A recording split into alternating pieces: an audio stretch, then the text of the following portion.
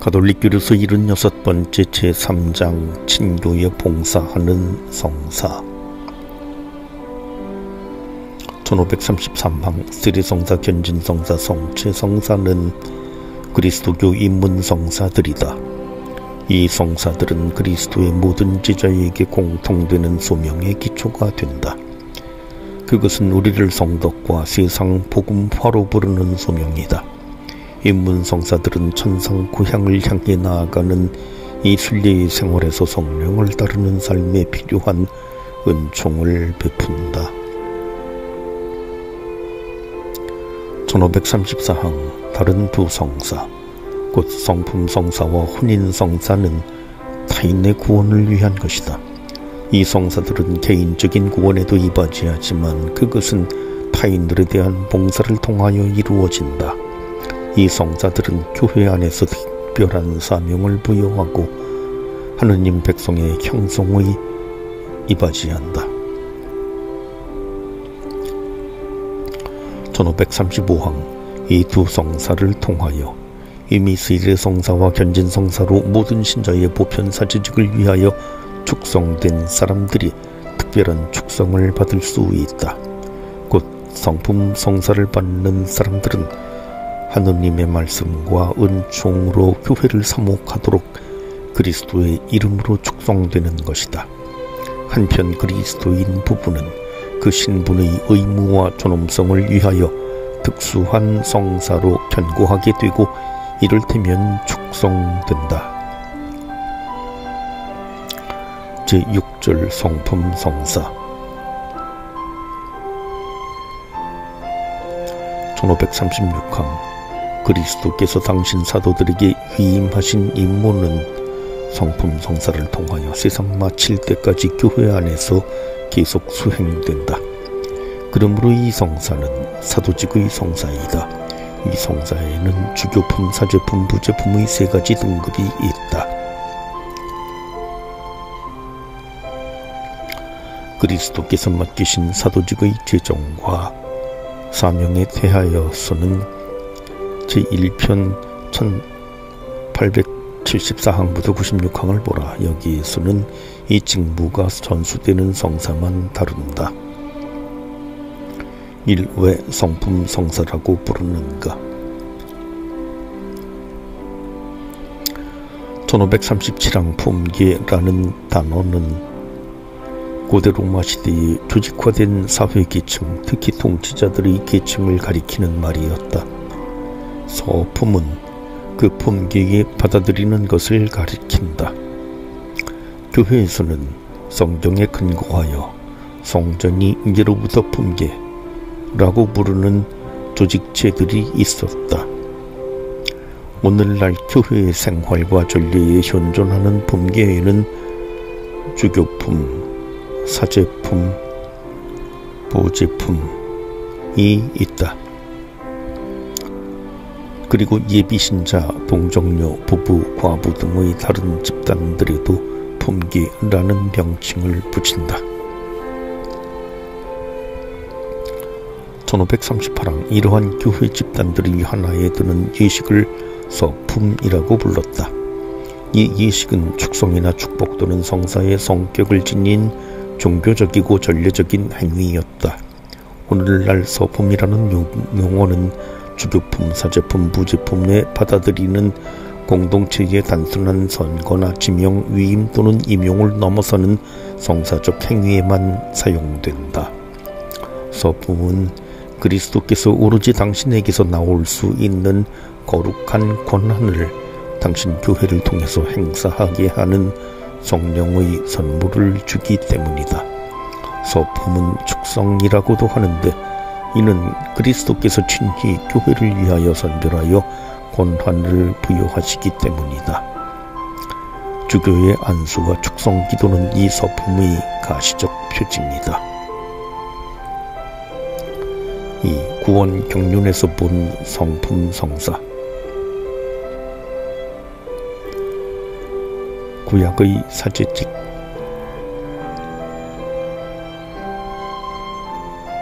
1539항 하느님께서는 친히 선택하신 백성을 사제들의 나라 거룩한 민족으로 세우셨다.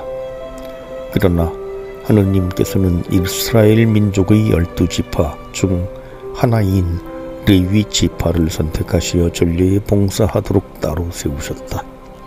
하느님께서는 친히 그들 몫의 유산이 되어 주셨으며 고유한 예식으로 구약 사제직의 기원을 거룩하게 하셨다.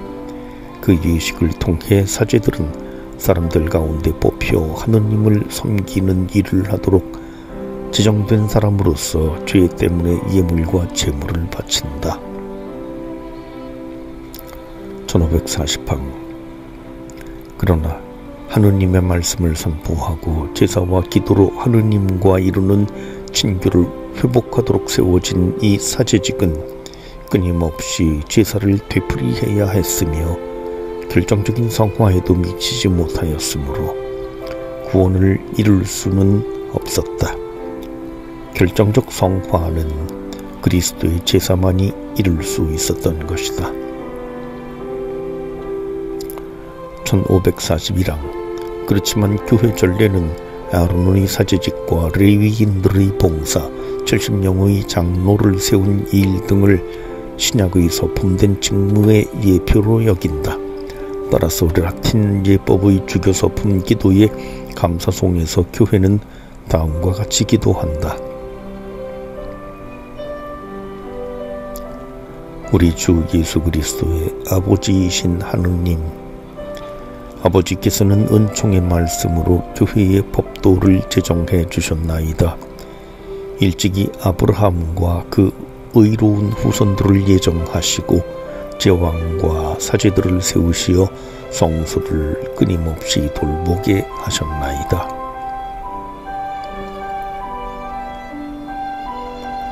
1542항.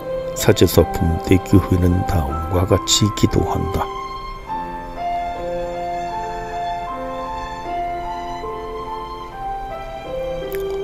주 성부, 전능하시고 영원하신 하느님, 일찍이 구약시대에도 주님께서는 모세와 아론을 지도자로 세우시어 백성을 다스리고 성화하게 하셨으며 그들의 업무를 도와주도록 여러 직위의 보조자를 선발하심으로써 신비로이 성직 체계를 마련하셨나이다.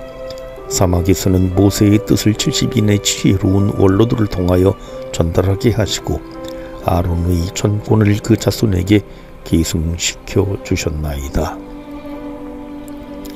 1543항. 그리고 부제서품을 위한 축성 기도에서 교회는 다음과 같이 고백한다.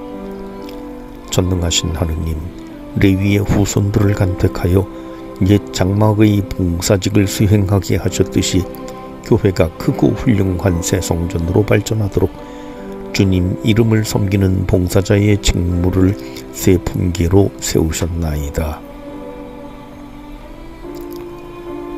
그리스도의 유일한 사제직. 1544항. 구약 사제직의 모든 예표는 하느님과 사람 사이의 유일한 중개자이신 예수 그리스도 안에서 실현된다. 그리스도교 전승은 지극히 높으신 하느님의 사제 멜키체덱을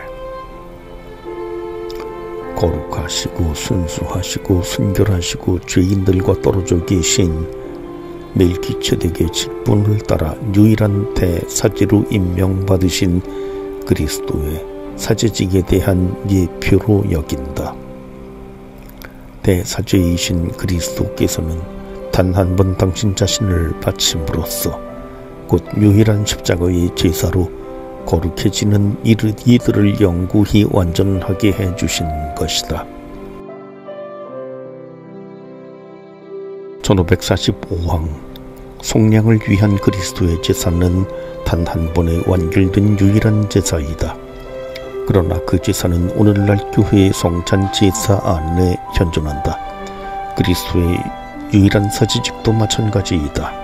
그리스도의 사제직은 그 유일성이 손상되지 않으면서도 직무 사제직을 통해 현존한다. 그러므로 그리스도만이 유일한 참 사제이시고 다른 사제들은 그리스도의 대리자일 뿐이다.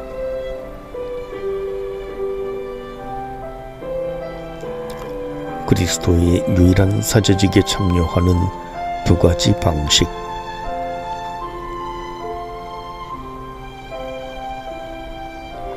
(1546항) 대사제이시며 유일한 중개자이신 그리스도께서는 교회가 한 나라를 이루어 당신의 아버지 하느님을 섬기는 사제가 되게 하셨다. 믿는 이들의 공동체 전체는 그 자체로 사제적인 공동체이다. 신자들은 각자의 소명에 따라 사제이고 예언자이며 왕이신 그리스도의 사명에 참여함으로써 세례로 받은 사제직을 수행한다. 신자들은 세례성사와 견진성사로 거룩한 사제직으로 축성되었다. 1547항 주교와 사제들의 직무적이고 교계적인 사제직과 모든 신자들의 보편사제직은 본질에서 다르긴 하지만 서로 밀접히 관련되어 있으며 각기 특수한 방법으로 그리스도의 유일한 사제직에 참여하고 있다. 어떤 의미에서 그러한가? 신자들의 보편사제직은 세례의 은총과 믿음, 희망, 사랑의 삶, 성령에 따른 삶을 살아가는 과정에서 실현되는 반면 직무사제직은 보편사제직을 위하여 봉사하고 모든 그리스도인의 세례 은총이 열매를 맺을 수 있도록 도와주는 것이다. 직무사제직은 그리스도께서 끊임없이 당신 교회를 건설하고 인도하기 위한 도구의 하나이다.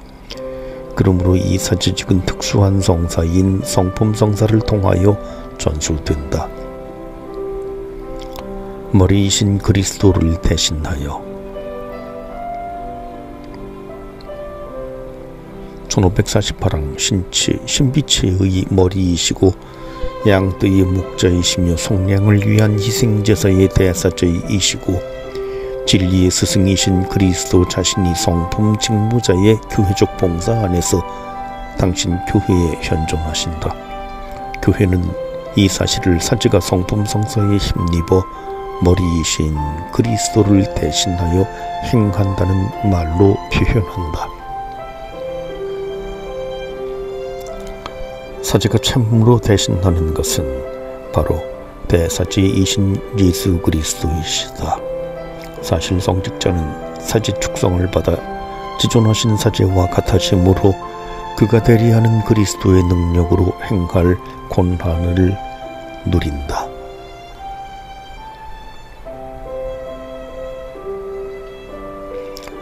그리스도께서는 모든 사제직의 근원이시다. 구약의 사제는 그리스도의 형상이었고 신약의 사제는 그리스도를 대신하여 행하기 때문이다.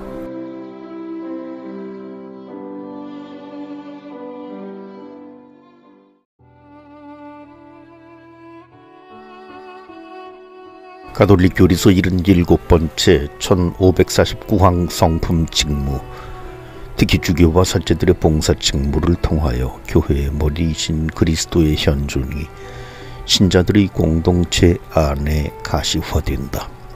안티오키아의 이냐시오 성인의 아름다운 표현에 따르면 주교는 아버지의 모상, 곧 하느님 아버지의 살아있는 모상이다. 1550항 성직자 안에 그리스도께서 현존하신다는 이 사실을 마치 성직자가 모든 인간적인 약점, 지배욕, 오류와 심지어 죄에서까지도 보호되는 것으로 이해해서는 안 된다. 성령의 권능이 성직자들의 모든 행위를 동일하게 보증하는 것은 아니다. 성사 집단에서는 이러한 보증이 주어져서 성직자의 죄가 은총의 효과를 막을 수는 없지만 성직자의 다른 많은 행위들에서는 그의 인간적인 약점들 때문에 복음에 대한 충성의 표지가 되지 못하는 경우가 있다. 그리고 그러한 행위들은 교회의 사도적 풍요로움에 해를 끼칠 수 있다. 1551항 이 사제직은 봉사 직무이다. 주님께서 당신 백성의 목자들에게 맡기신 저 임무는 참 섬깁니다.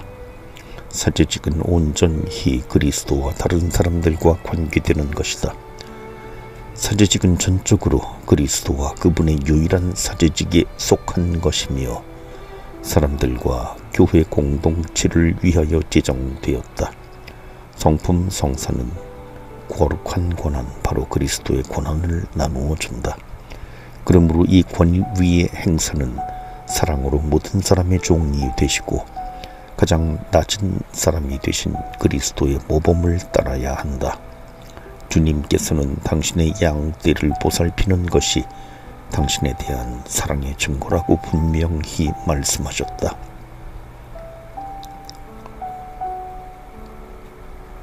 온 교회의 이름으로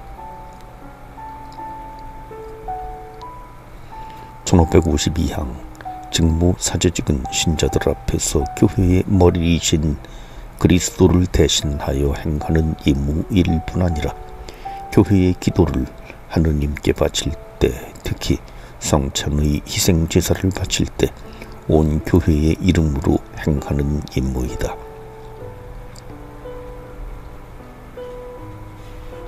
1553항 온 교회의 이름으로라는 말은 사제들이 공동체의 대표자라는 의미가 아니다. 교회의 기도와 봉헌은 그 으뜸이신 그리스도의 기도와 봉헌해서 분리될 수 없다. 교회의 기도와 봉헌은 언제나 당신 교회 안에서 교회를 통하여 행하시는 그리스도의 예배이다. 그리스도의 신비체인 온 교회가 그리스도를 통하여 그리스도와 함께 그리스도 안에서 성령으로 하나 되어 하느님 아버지께 기도하고 자신을 봉헌하는 것이다. 이처럼 머리와 지체로 이루어진 신비체 전체가 기도하고 자신을 바친다. 그러므로 신비체 가운데 특별한 봉사를 하는 성직자들은 그리스도의 봉사자일 뿐 아니라 교회의 봉사자라고 불린다. 직무사제직은 그리스도를 대신하여 행하는 것이므로 교회를 대신할 수도 있다.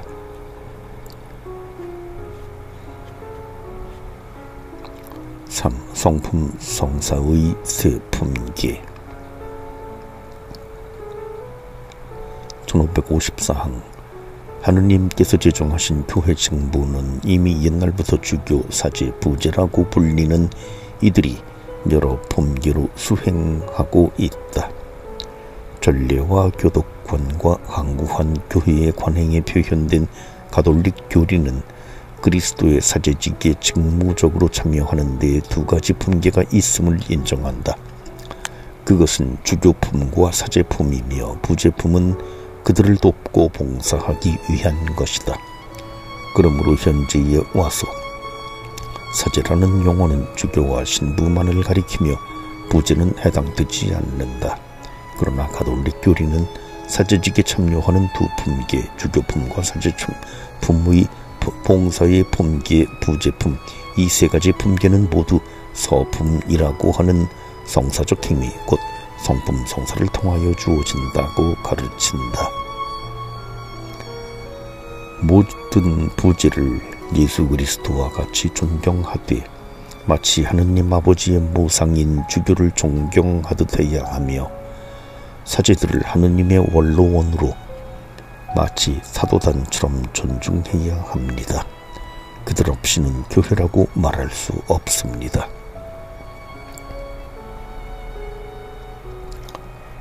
주교 서품, 충만한 성품 성사 1555항 교회 안에서 맨 처음부터 수행되어 온 저 여러 봉사 직무 가운데에서 전통이 증언하는 대로 처음부터 이어 내려오는 계승을 통하여 주교직에 세워져 사도의 씨앗에서 나온 포도가지를 간직하고 있는 이들의 임무가 으뜸 자리를 차지하고 있다. 1556항 이렇게 중대한 사명을 다하기 위하여 사도들은 그리스도에게서 내려오시는 성령의 특별한 강림으로 충만해졌다. 사도들은 자기 협조자들에게도 안수를 통하여 영적 선물을 전해 주었으며 그것은 우리에게까지 주교 축성 안에서 전해 내려온다.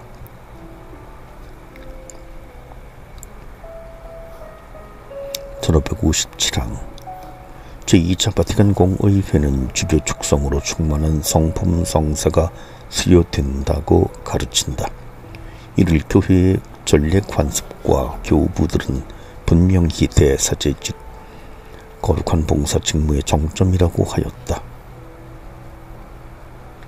1558항 주교 축성은 거룩하게 하는 임무와 함께 가르치는 임무와 다스리는 임무도 부여한다. 안수와 축성의 말씀으로 성령의 은총이 부여되고 거룩한 인호가 새겨져 주교들은 탁월하고 가시적인 방법으로 바로 스승이시고 목자이시며 대사제이신 그리스도의 역할을 하고 그리스도를 대신하여 행동하는 것이다. 그리하여 주교들은 자기가 받은 성령을 통하여 신앙의 진정한 참스승 대사제 목자가 되었다. 1559항 주교는 누구나 성사적 축성의 힘으로 또 주교단의 단장과 그 단원들과 이루는 교계적 친교로 주교단의 구성원이 된다. 주교단의 단체적 성격과 본질은 무엇보다도 새로 선임된 주교를 축성하는 예식에 참여하도록 여러 주교들을 초청하는 옛 풍습을 통하여 드러난다. 오늘날 주교가 합법적으로 서품되기 위해서는 교황의 특별한 개입이 필요한데 이는 교황이 하나인 교회 안에서 개별 교회들의 일치에 대한 최상의 가시적 유대이며 그 교회들의 자유에 대한 보증인이기 때문이다.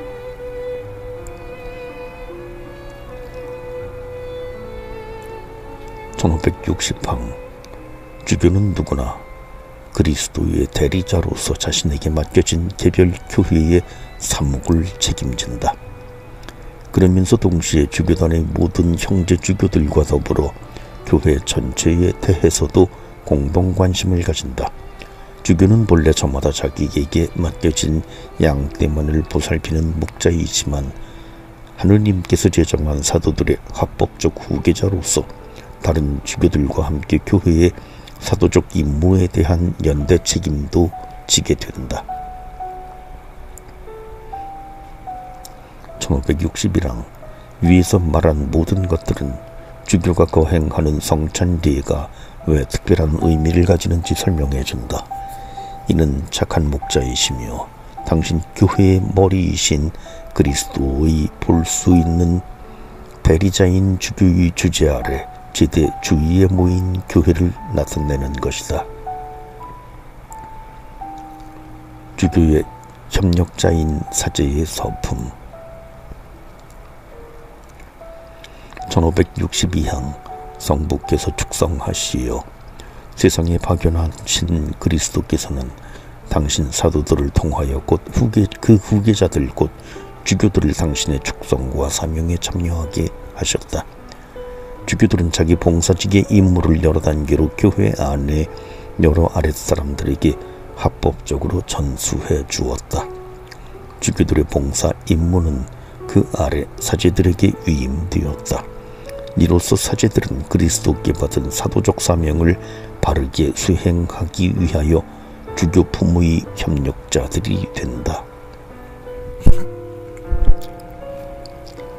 1563항 사제 직무는 주교품과 결합되어 있기 때문에 바로 그리스도께서 당신 몸을 세우시고 거룩하게 하시고 다스리시는 관위에 참여한다.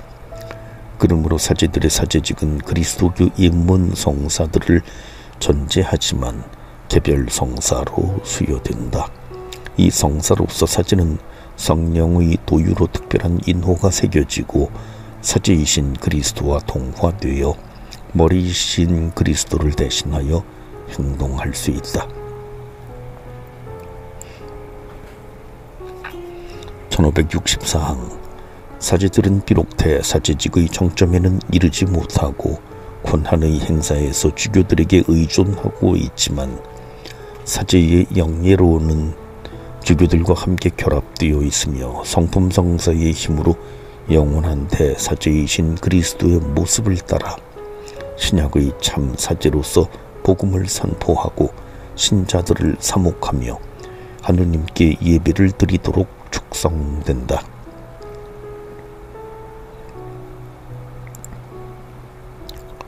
(1565항) 성품 성사를 통하여 사제는 그리스도께서 사도들에게 맡기신 선교 사명의 세계적 차원에 참여한다. 그들이 서품으로 받은 영적 선물은 유한하고 제한된 사명이 아니라 땅끝에 이르기까지 광대하고 보편적인 구원 사명을 위하여 그들을 준비시키고 어디서나 복음을 선포할 수 있는 마음의 준비를 갖추게 한다. 1566항 사제들은 성찬의 예배 또는 집회에서 자기의 거룩한 임무를 최대한으로 수행한다. 거기에서 그리스도를 대신하여 행동하고 그리스도의 신비를 선포하며 신자들의 예물을 그들의 머리이신 그리스도의 희생제물과 결합시키고 신약의 유일한 희생제사를 곧 그리스도께서 당신 자신을 깨끗한 제물로 성부께 단 한 번 바치신 희생제사를 주님께서 다시 오실 때까지 미사의 희생제사 안에서 재현하고 봉헌한다. 이 독특한 희생제사에서 그들은 모든 사제 직무를 수행할 힘을 얻는다. 1567항 사제들은 주교 품계에 섭리된 협력자들이며 주교 품계에 도움이 되는 기관으로서 하느님의 백성에게 봉사하도록 부름받아 맡겨진 직무는 다르지만 주교와 더불어 한 사제단을 구성한다. 주교를 신뢰하며 넓은 마음으로 주교와 결합되어 있는 사제들은 각 지역 신자들의 회중 안에 주교를 어느 모로든 현존하게 하며 주교의 임무와 관심사를 일부 맡아 일상 사목을 수행한다. 사제들은 오로지 주교에게 속하고 주교와 일치를 이룰 때에만 그들의 직무를 수행할 수 있다. 사제들이 서품 때 주교에게 하는 순명의 서약과 서품 예식이 끝날 때 주교가 사제에게 하는 평화의 인사는 주교가 그들을 협력자, 아들, 형제, 벗으로 여기는 반면 사제들은 주교를 사랑하고 순명하여야 한다는 뜻이다. 1568항 사제들은 서품을 통하여 사제직의 품계에 세워졌으므로 모든 사제는 서로 친밀한 성사적 형제애로 결합되어 있다. 그러나 특별히 자기 주교 아래에서 한 교구에 봉사하도록 배속된 사제들은 그 교구 안에서 하나의 사제단을 형성한다. 서품식에서 주교 다음의 사제들도 안수를 하는 관습은 사제단의 일치를 나타내는 전례적 표현이다. 부제서품 봉사를 위하여 1569항 교회에 더 낮은 품계의 부제들이 있다. 그들은 사제직을 위해서가 아니라 오로지 봉사 직무를 위하여 안수를 받는다. 부제서품 때에는 주교만 안수하는데 이는 부제가 자신의 봉사 임무에서 특별히 주교에게 속해 있음을 의미한다. 1570항 부제들은 그리스도의 사명과 은총에 특별한 방식으로 참여한다. 성품 성사로 부제들에게 인호가 새겨지는데 이것은 아무도 없앨 수 없으며 이 인호는 부제들을 모든 사람들이 봉사자 곧 종이 되신 그리스도의 모습을 담게 한다. 부제들의 임무는 하느님 신비의 거행, 특히 성찬리의 거행 때에 주교와 사죄를 보좌하고 성체를 분배하고 혼인을 주례하며 축복해주고 복음을 선포하고 강론을 하며 장례식을 거 행하고 여러가지 자선사업에 헌신하는 것이다. 1571항 제2차 바티칸 공의회 이래 라틴 교회는 교계의 고유하고 영구적인 품계로서 부재직을 부활시켰다. 한편 동방교회에서는 부재직을 계속 유지해왔다. 기혼 남자들에게도 줄 수 있는 이 종신 부재직은 교회의 사명 수행에 큰 보탬이 된다. 실제로 전례적 사목적 삶이나 사회사업이나 자선사업에서 사실상 부재의 직무를 수행하는 사람들을 사도 전통에 따라 안수를 통하여 힘을 북돋아주고 재단에 더욱 가까이 결합시켜 부재직의 성사 은총을 통하여 자기 직무를 더욱 효과적으로 이행하게 하도록 하는 것이 유익하다. 성품 성사의 거행. 1572항 주교 사제 부재의 서품식이 개별 교회에서 갖는 중요성 때문에 가능한 한 많은 신자가 참석해야 한다. 서품식은 되도록 주일에 주교자 성당에서 상황에 맞게 성대하게 거행되어야 한다. 주교 사제 부재의 이 세 품계의 서품식은 같은 순서로 진행되며 성찬례 중에 거행된다.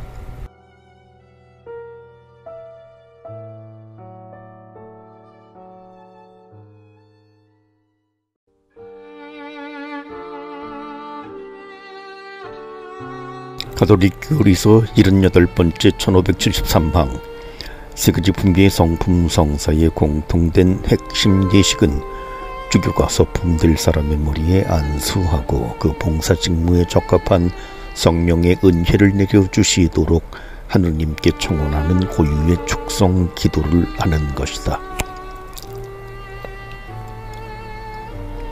1574항 모든 성사들과 마찬가지로 성품 성사의 거행에도 전후의 부속 예식들이 있다.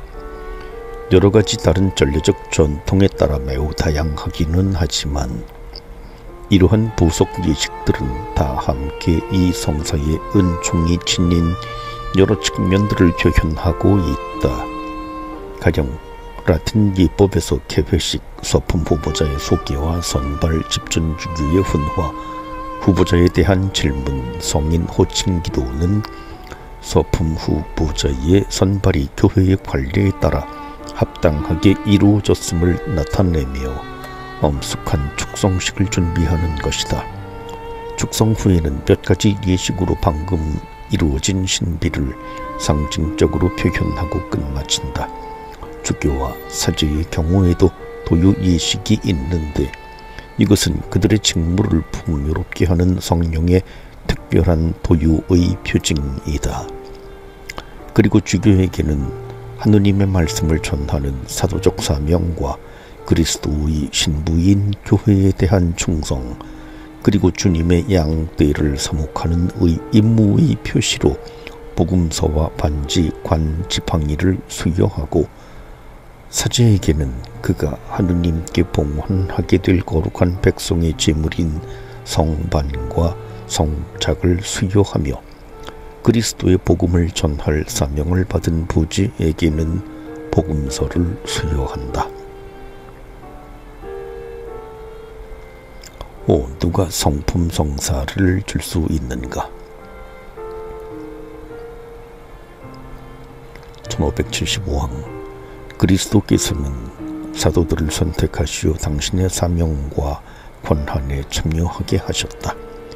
성부 오른편에 오르신 그리스도께서는 당신 양떼를 버리지 않으시고 사도들을 통하여 끊임없이 보호하시며 오늘도 당신의 일을 계속하는 이 목자들을 통하여 이끌고 계신다.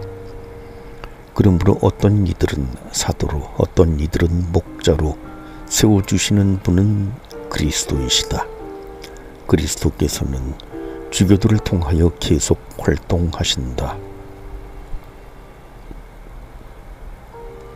1576항 성품 성사는 사도적 직무를 위한 성사이므로 영적 선물과 사도적 씨앗을 전승하는 것은 사도들의 후계자인 주교들의 몫이다. 유효하게 서품된 곧 사도계승을 한 주교는 세 가지 품계의 성품 성사를 유효하게 줄 수 있다.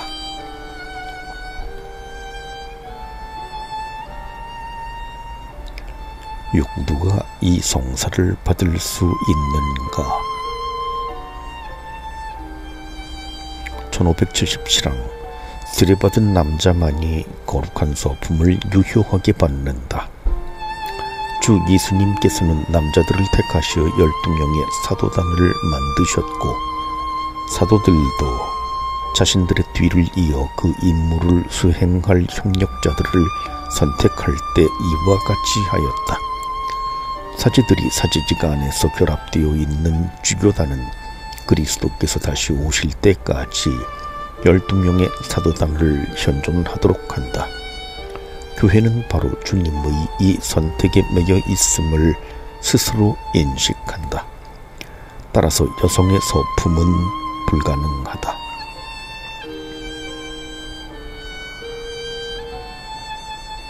(1578항) 누구도 성품 성사를 받을 권리는 없다. 사실 어느 누구도 스스로 이 임무를 맡는 것이 아니라 하느님께서 이 임무로 부르시는 것이다. 서품 직무로 부르시는 표징들을 깨달았다고 믿는 이는 자신이 바라는 바를 겸손되이 교회의 결정에 맡겨야 한다. 어떤 사람을 성품을 받도록 부르는 책임과 권리는 교회가 가지고 있다. 모든 은총이 그렇듯이 이 성사도 다만 부면에 넘치는 선물로 받는 것이다.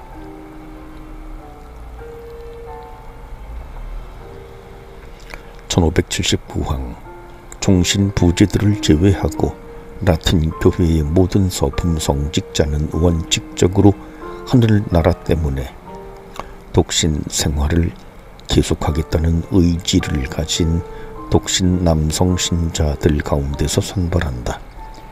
온전히 주님과 주님의 일에 헌신하도록 부름받은 이들은 자신을 전적으로 하느님과 사람들에게 바친다. 독신 생활은 교회의 성직자가 봉사하도록 축성된 새로운 삶의 표징이다. 기쁜 마음으로 받아들인 독신 생활은 하느님 나라를 찬란하게 선포하는 것이다.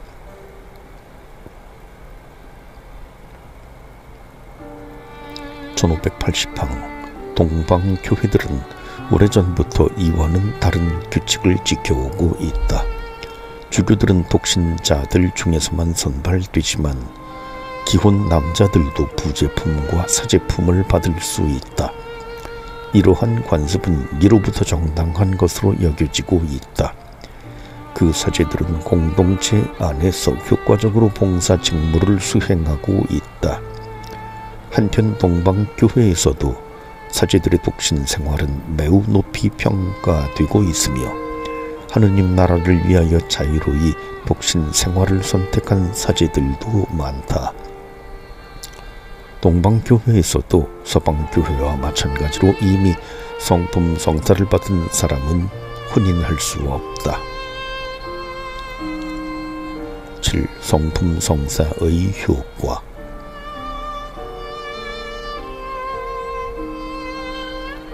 지워지지 않는 인호.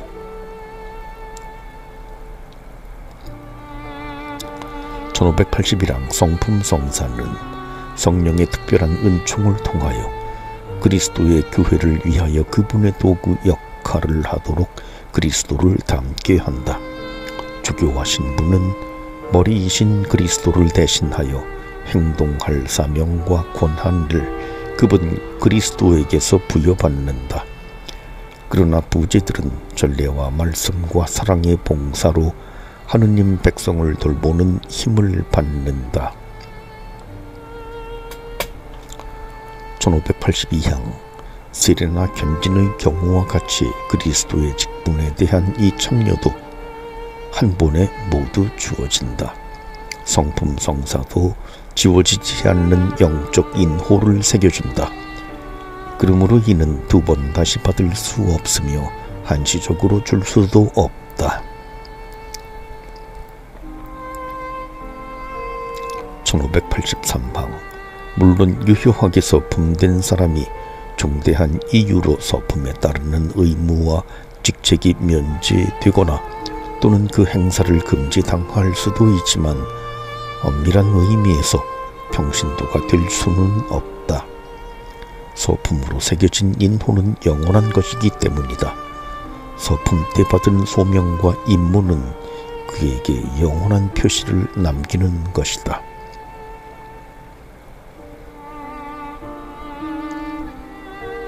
1584항. 결국 서품 성직자를 통하여 활동하고 구원을 이루시는 분은 그리스도이심으로 성직자에게 결함이 있다고 해도 그리스도의 활동이 방해받지는 않는다. 아우구스티노 성인은 이에 대해 다음과 같이 힘주어 말한다.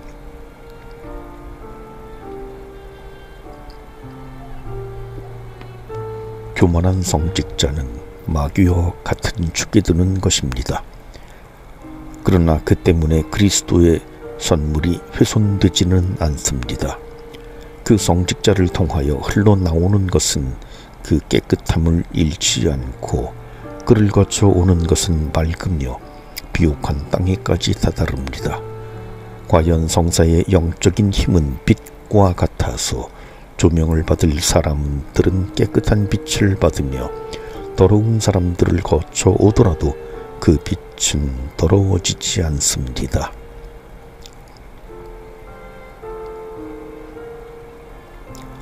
성령의 은총.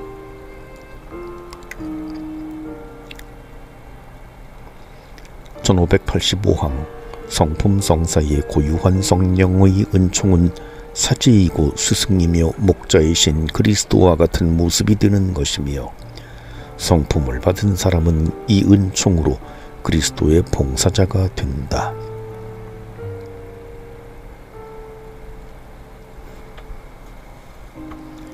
(1586항) 성품 성사로 주교에게 주어지는 은총은 특히 굳셈이다. 라틴 예법의 주교 축성 기도는 다스리시는 성령 또는 지도자를 세우시는 성령께서 내리시기를 청한다.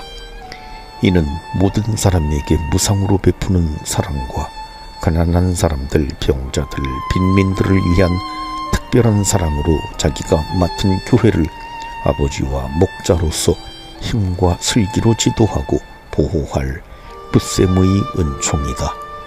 이 은총은 모든 사람에게 복음을 전하고 그 양떼의 모범이 되도록 주교를 이끌며 성체 안에서 사제이시고 희생제물이신 그리스도와 하나 되어 양떼의 앞장서 성화의 길로 나아가게 하고 양들을 위하여 주저없이 자신의 목숨을 바치게 한다.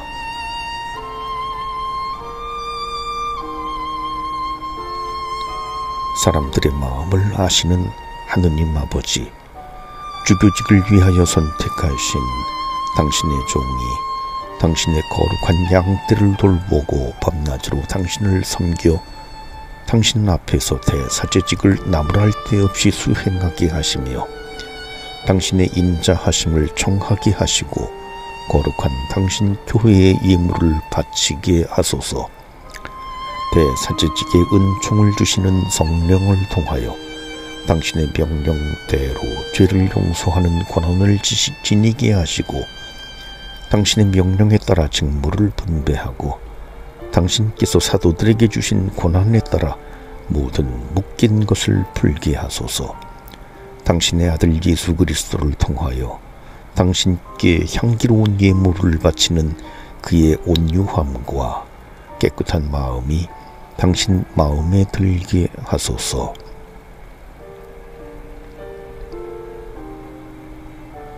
(1587항) 사제서 품으로 받은 성령의 선물은 비잔틴 전례 고유의 기도에 표현되어 있다.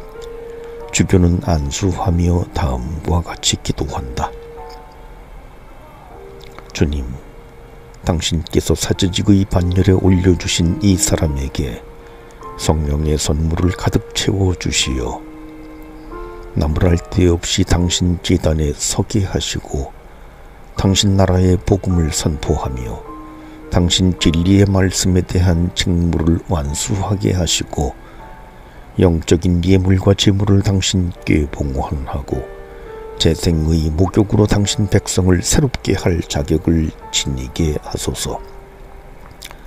그리하여 당신 외아들이시며 위대한 하느님이시고 구세주이신 예수 그리스도께서 재림하시는 날 그리스도를 맞이하러 나아가 당신의 무한한 자비로 자기 범죄의 본분을 충실히 수행한 상을 받게 하소서. 1588항 부제들은 성사의 은총으로 힘을 얻고 주교와 그의 사제단과 친교를 이루어 전례와 말씀과 사랑의 봉사로 하느님 백성을 섬기고 있다. 1589항 사제직의 은총과 그 임무의 위대함을 생각하여 거룩한 교회학자들은 성사로서 그들을 성직자로 세우신 주님과 온 삶을 맞추어 나아가도록 끊임없이 쇄신하여야 할 소명을 절감하였다. 그러므로 나지안조의 그레고리오 성인은 사제가 된 지 얼마 안 되어 이렇게 외쳤다. 남을 깨끗하게 하기 전에 먼저 자신을 깨끗이 해야 하며 가르치기 위해서는 배워야 하고 비추기 위해서는 빛이 되어야 하며 남을 하느님께 가까이 이끌기 위해서는 자신이 하느님께 가까이 가야 하고 거룩하게 하고 인도하고 지혜롭게 충고하기 위하여 자신이 먼저 거룩해져야 합니다. 나는 우리가 누구의 봉사자인지, 우리가 어느 수준에 있는지, 우리가 어떤 분을 향해 가고 있는지를 압니다. 나는 하느님의 존엄과 인간의 나약함을 알지만 인간의 힘도 압니다. 사제는 누구입니까? 그는 진리의 옹호자이며 천사들과 함께 일어서고 대천사들과 함께 찬양하며 하늘의 제대에 희생 제물이 오르게 하고 그리스도의 사제직에 참여하며 인간의 면모를 새롭게 하여 하느님의 모습을 드러내고 저 높은 곳을 위하여 일합니다. 그리고 가장 위대한 점을 감히 말하자면 하느님이 될 것이고 다른 일을 하느님이 되게 할 것입니다. 아르스의 본당 신부도 이렇게 말한다. 이 세상에서 구속사업을 계속하는 것은 사제입니다. 만일 우리가 이 지상의 사제를 잘 이해한다면 두려움으로 죽는 것이 아니라 사랑으로 죽을 것입니다. 사제직은 예수 성심의 사랑입니다.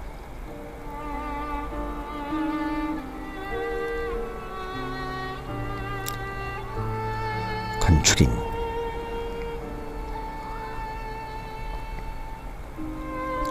(1590항) 바오로 사도는 제자 디모데오에게 이렇게 말한다. 나는 그대에게 상기시킵니다. 내 안소로 그대가 받은 하느님의 은사를 다시 불태우십시오. 어떤 사람이 감독 직분을 맡고 싶어 한다면 훌륭한 직무를 바라는 것입니다. 티토에게는 이렇게 말했다. 그대를 크레타에 남겨둔 까닭은 내가 그대에게 지시한 대로 남은 일들을 정리하고 고을마다 원로들을 임명하라는 것이었습니다.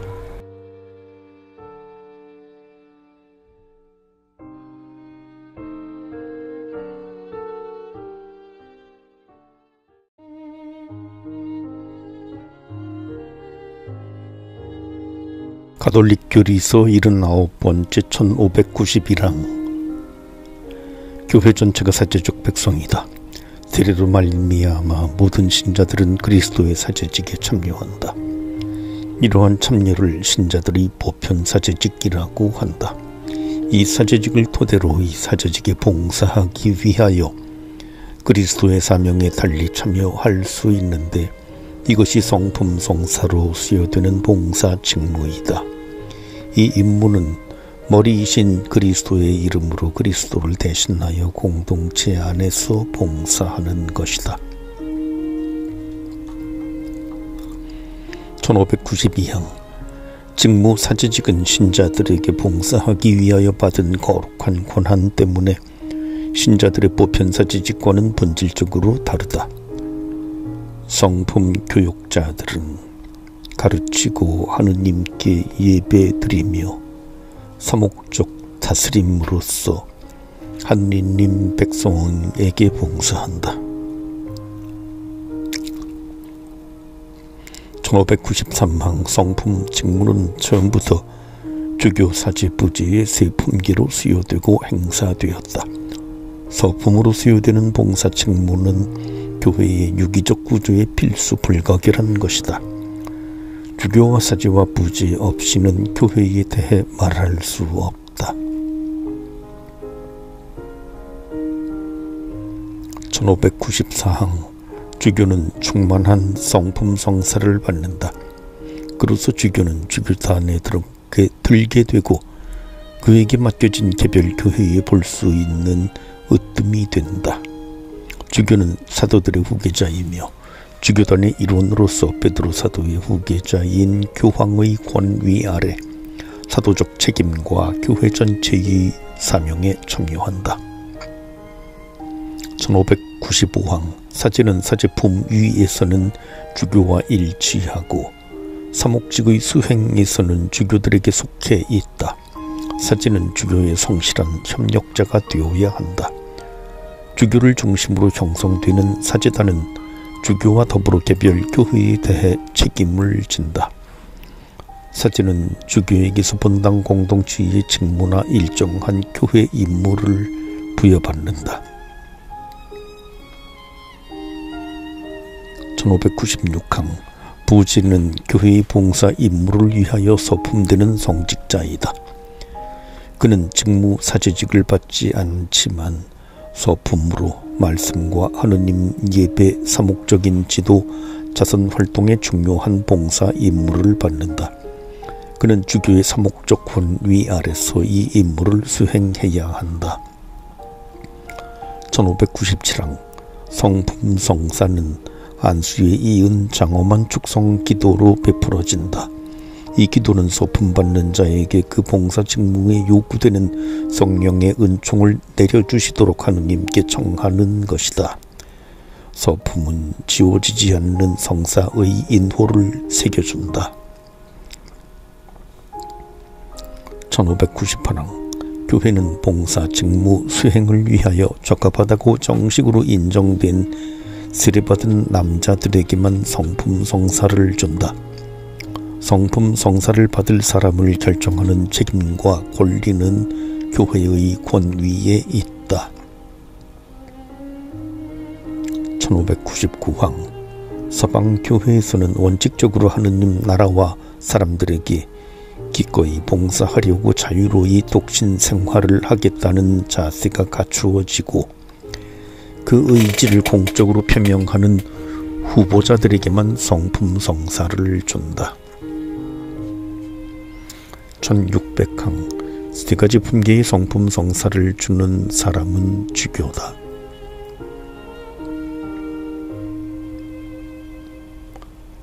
제7절 혼인 성사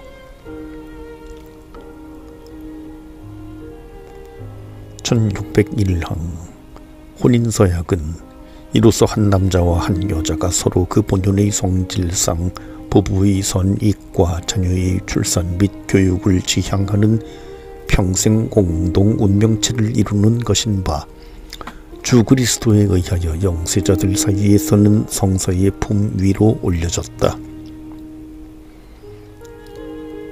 1. 하느님의 계획과 혼인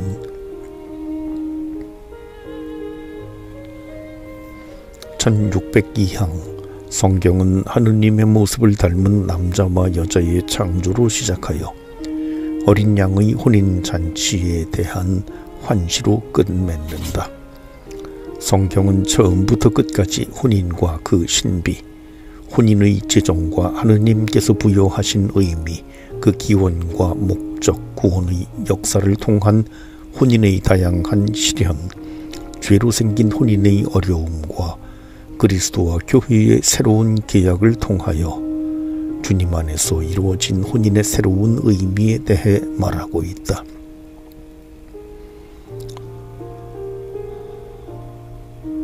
창조 질서와 혼인.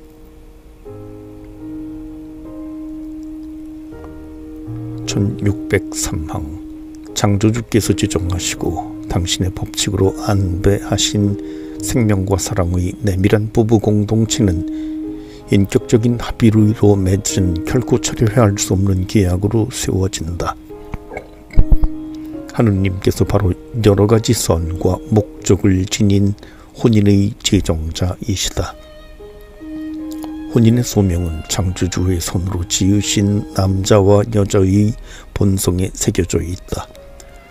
세월이 흐르는 동안 여러 가지 문화와 사회 구조와 사고 방식으로 수많은 변화를 겪었다 하더라도 혼인은 단순히 인간적인 제도가 아니다.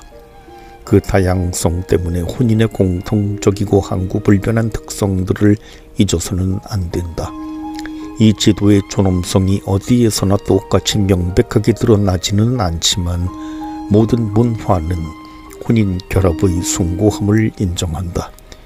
개인의 행복, 일반 사회와 그리스도교 사회의 안녕은 부부 공동체와 가정 공동체의 행복한 상태에 직결되어 있다. 1604항 사랑으로 인간을 창조하신 하느님께서는 또한 사랑애로 그를 부르셨다. 사랑은 모든 인간이 타고난 근본 소명이다. 인간은 바로 사랑이신 하느님과 닮은 모습으로 창조되었기 때문이다. 하느님께서는 인간을 남자와 여자로 창조하시고 남녀 사이의 사랑이 당신께서 사람을 사랑하시는 절대적이고 변함없는 사랑의 표상이 되게 하신다. 이 사랑은 창조주께서 보시기에 매우 좋은 것이다. 그리고 하느님께서 축복하시는 이 사랑은 풍성한 열매를 맺고 창조된 세상을 지키는 공동 노력으로 실현된다. 하느님께서는 그들에게 복을 내리며 말씀하셨다. 자식을 많이 낳고 번성하여 땅을 가득 채우고 지배하여라.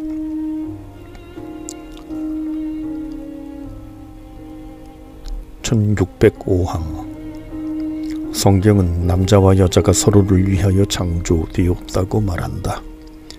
사람이 혼자 있는 것이 좋지 않다.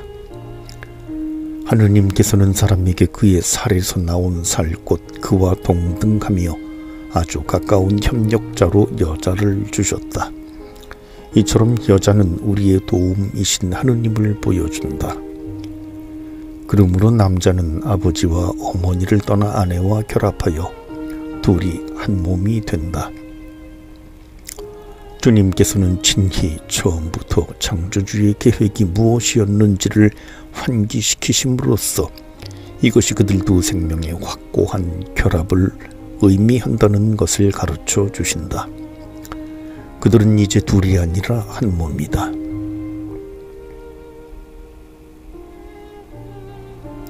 주의 지배 아래 놓인 혼인. 1606항 사람은 누구나 자기 주변에서 또 자신 안에서 악을 체험한다. 이러한 체험은 남자와 여자의 관계에서도 겪는 것이다. 예로부터 어느 시대에나 부부의 일치는 불화와 지배욕, 부정과 질투, 증오와 결별에까지 이를 수 있는 갈등의 위협을 받아왔다. 이러한 혼란은 문화와 시대와 개인에 따라 더하거나 덜 할 수 있고 쉽게 극복되거나 그렇지 못할 수도 있다.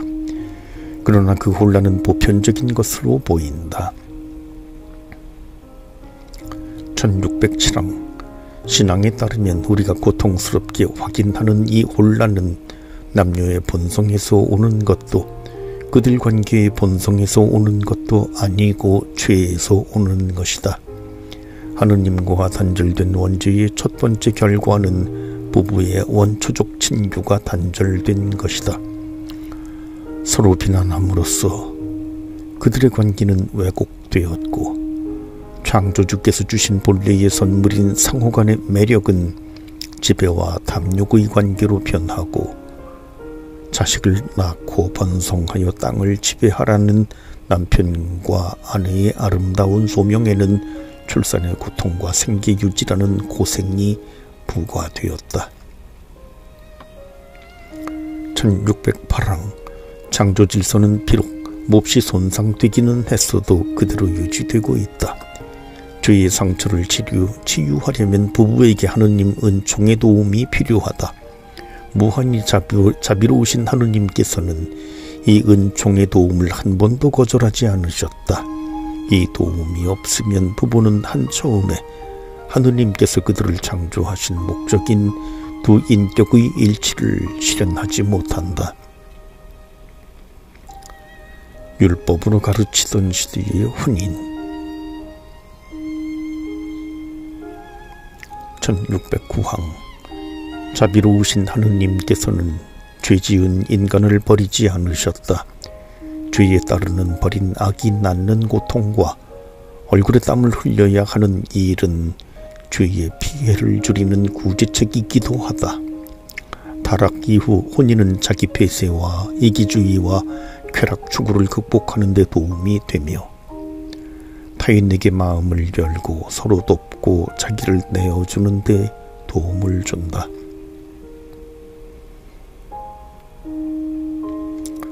1610항 혼인의 단일성과 불가 해소성에 대한 윤리의식은 옛 율법의 가르침에 따라 발달하였다. 성조들과 왕들의 일부 다처제가 아직 명백히 배척되지는 않지만, 모세가 받은 율법은 비록 주님의 말씀대로 사람의 마음이 굳을 대로 굳어진 흔적이 있고, 또 그 때문에 모세가 아내를 버리는 것을 허락하긴 했어도 남편의 독단적 지배에서 아내를 보호하고자 하는 것이다. 1611항 예언자들은 이스라엘과 맺으신 하느님의 계약을 독점적이고 충실한 부부 사랑의 표상이라고 보고, 혼인의 단일성과 불가 해소성을 깊이 이해하도록 선택된 백성의 의식을 준비시켰다. 룻기와 톱이기는 혼인과 부부의 신의와 애정이라는 고상한 의식에 대해 감동적인 증언을 담고 있다. 성전은 아가에서 발견되는 죽음처럼 강한 사랑, 큰 물도 사랑을 끌 수 없고 강물도 휩쓸어 갈 수 없는 사랑이라는 표현을 하느님의 사랑을 반영하는 인간 사랑의 독특한 표현으로 언제나 여겨왔다. 주님 안에서 맺는 혼인. 1612항 하느님께서 당신 백성 이스라엘과 맺으신 혼인 계약은 새롭고 영원한 계약을 준비하는 것이었다. 이 새로운 계약에서는 하느님의 아들이 사람이 되시어 자신의 목숨을 내어 놓으심으로써 어떤 의미에서 당신이 구원하신 온 인류를 당신 자신과 결합시키셨으며, 이로써 어린 양의 혼인잔치를 준비하셨다.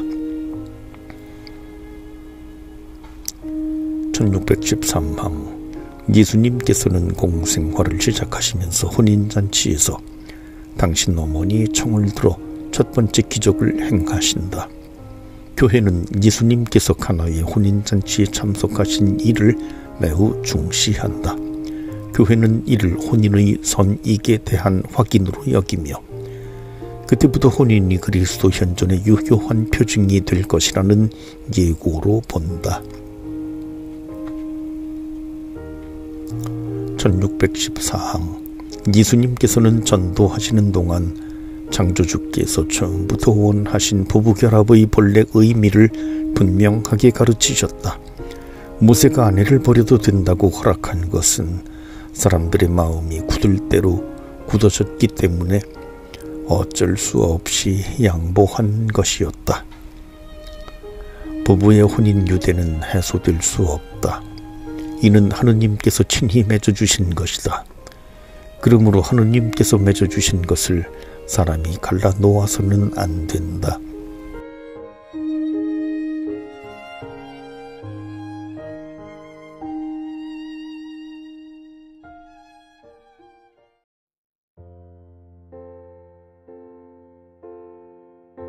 가톨릭 교리서 80번째 1615항 혼인 유대의 불가 해소성에 대한 이 분명한 강조는 사람들을 당황하게 할 수도 또 실현될 할 수 없는 요구로 보일 수도 있었다. 그러나 예수님께서 부부들에게 모세의 율법보다 더 무겁고 감당하기에 벅찬 짐을 지우신 것은 아니었다. 죄로 어지러워진 원래의 창조 질서를 회복시키려고 오신 그리스도께서는 하느님 나라라고 하는 새로운 차원의 혼인 생활을 하도록 친히 힘과 은총을 주신다. 그리스도를 따르고 자신을 끊어버리며 자신의 십자가를 짐으로써 부부들은 그리스도의 도움으로 혼인의 본래 의미를 파악하고 이를 생활화할 수 있을 것이다. 그리스도교 혼인의 이러한 은총은 모든 그리스도인 생활의 원천인 십자가의 열매이다.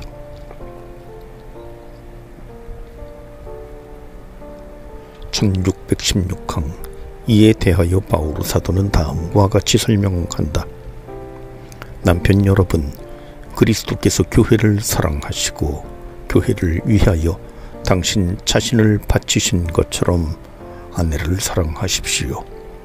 그리스도께서 그렇게 하신 것은 교회를 말씀과 더불어 물로 씻어 깨끗하게 하셔서 거룩하게 하시려는 것이었습니다. 그리고 다시 이렇게 덧붙인다.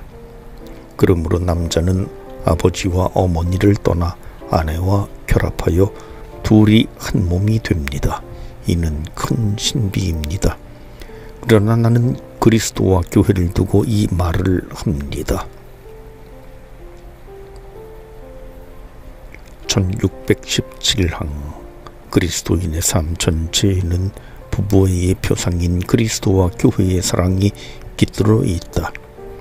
하느님의 백성이 되는 세례가 이미 혼인 신비이다.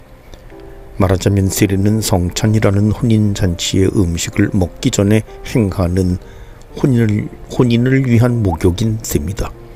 그리고 그리스도인의 혼인은 그리스도와 교회가 맺는 계약의 효과적인 표징 곧 성사가 된다. 혼인은 그리스도와 교회의 결합에서 흘러나오는 은총을 뜻하고 또 그 은총을 나누어 주기 때문에 세례받은 사람들의 혼인은 신약의 참 성사가 된다. 하늘 나라를 위한 동정. 1618항 그리스도께서는 모든 그리스도인의 삶의 중심이시다. 그리스도와 맺는 유대는 가정이나 사회의 다른 모든 유대보다 우선한다. 교회는 초기부터 어린 양이 가는 곳이면 어디든지 따르고 주님의 일에 마음을 쓰며 그분의 마음에 들고자 애쓰고 오시는 신랑을 맞으러 나가기 위하여 혼인의 큰 선익을 포기한 남녀들이 있었다. 그리스도께서도 친히 모범이 되신 이러한 생활 양식으로 당신을 따르도록 어떤 사람들에게 권고하셨다. 사실 모태에서부터 고자로 태어난 이들도 있고 사람들 손에 고자가 된 이들도 있으며 하늘 나라 때문에 스스로 고자가 된 이들도 있다. 받아들일 수 있는 사람은 받아들여라.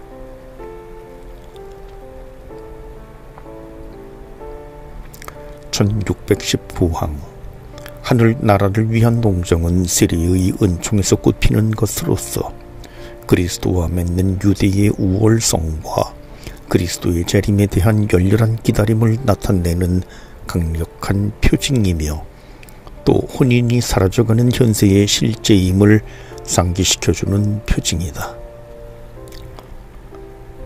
1620항 혼인 성사와 하느님 나라를 위한 동정은 다 주님에게서 오는 것이다. 주님께서는 이 두 가지 삶의 의미를 주시고 당신 뜻에 맞게 살아가도록 필요한 은총을 주신다. 하느님 나라를 위한 동정에 대한 평가와 혼인의 그리스도교적 의미는 서로 분리될 수 없으며 상호 보완한다. 혼인을 비하하는 것은 그만큼 동정의 영광을 감소시키는 것이며, 혼인을 높이 평가하는 것은 동정이 지닌 가치를 높이는 것입니다.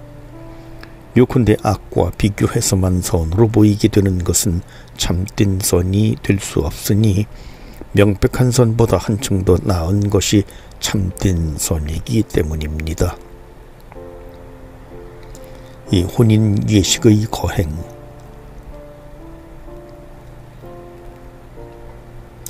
(1621항) 라틴 예법에서 두 가톨릭 신자 사이의 혼인은 그리스도의 파스카 신비와 모든 성사의 관련성을 고려하여 원칙적으로 미사성제 중에 거행한다. 성찬리는 새 계약의 기념제인데, 그리스도께서는 당신 목숨을 바쳐 사랑하신 신부 곧 교회와 새 계약으로 영원히 결합하셨다. 그러므로 부부는 생명을 바쳐 서로에게 자신을 내어주겠다는 동의를 성찬의 희생제사 안에서 실현되는 교회를 위한 그리스도의 봉헌과 결합시킴으로써 확정하고, 영성체로 같은 그리스도의 몸과 피를 받아 모심으로써 그리스도 안에서 오직 한 몸을 이루는 것 또한 마땅하다.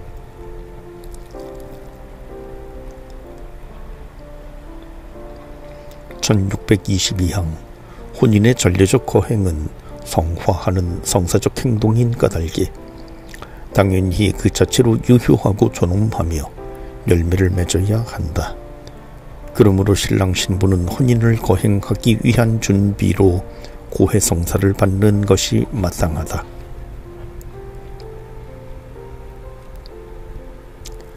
(1623항) 라틴 전통에 따르면 신랑 신부가 그리스도의 은총의 집전자로서 교회 앞에서 혼인 합의를 표명함으로써 서로 혼인 성사를 준다. 동방교회의 전통에서는 사제, 주교 또는 신부가 신랑 신부의 상호 합의에 대한 증인이 된다. 그러나 성사의 유효성을 위하여는 사제의 축복이 필요하다. (1624항) 여러 전례 전통은 하느님께 은총을 청하는 축복기도와 성령 청원기도, 새 부부 특히 신부를 위한 축복기도를 풍부하게 담고 있다. 혼인성사의 성령 청원기도에서 신랑 신부는 그리스도와 교회의 사랑의 친구이신 성령을 받는다. 성령께서는 친히 부부계약의 인장이 되어주시고 부부의 사랑을 끊임없이 길어내는 셈이 되시며 부부의 신의를 늘 새롭게 하는 힘이 되어주신다. 3. 혼인 합의.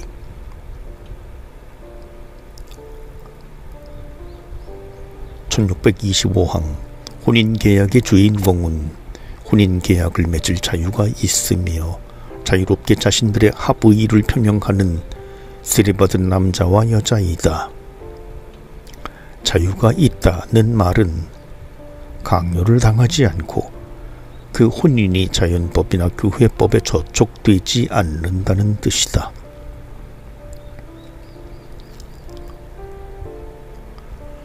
(1626항) 교회는 신랑 신부의 합의 교환을 혼인을 성립시키는 불가결한 요소로 간주한다. 합의가 없으면 혼인이 성립되지 않는다.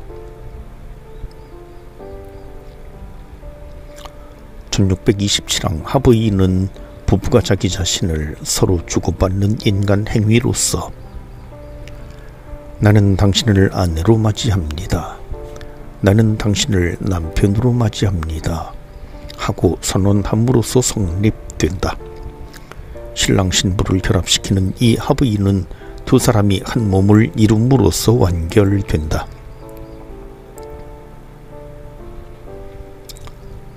1628항 합의는 계약 당사자들의 의지 행위로서 외부의 폭력이나 심한 공포로 속박을 받아서는 안 된다. 어떠한 인간 권력도 혼인 합의를 대체할 수 없다. 이러한 자유가 없다면 혼인은 무효다.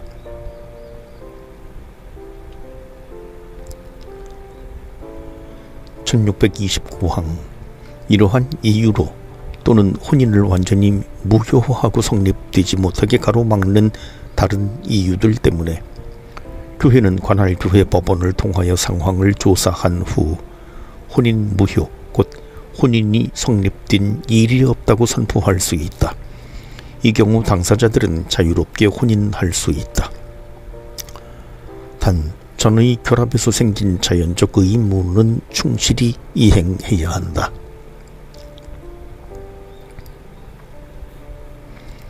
1630항 혼인 예식을 주례하는 사제 또는 부제는 교회의 이름으로 신랑 신부의 합의를 받아들이고 교회의 축복을 베푼다. 교회의 성직자가 또 증인이 입회하는 것은 혼인이 교회적 행위라는 것을 가시적으로 드러내는 것이다.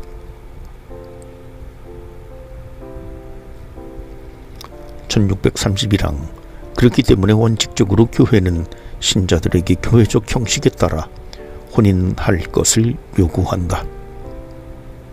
다음과 같은 여러 가지 이유들은 일관되게 교회의 결정을 설명해 준다.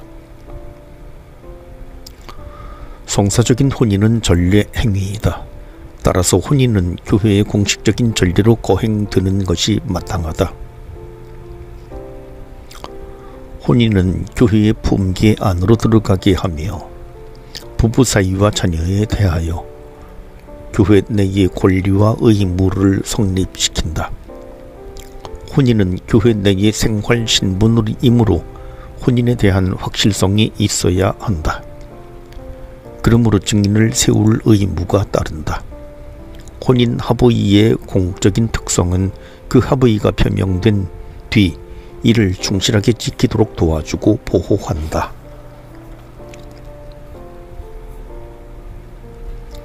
1632항 신랑 신부의 혼인 합의가 자유롭고 책임 있는 것이 되고 혼인 서약이 인간적이고 그리스도교적인 굳건하고 영속적인 기초를 지니려면 혼인에 대한 준비가 매우 중요하다.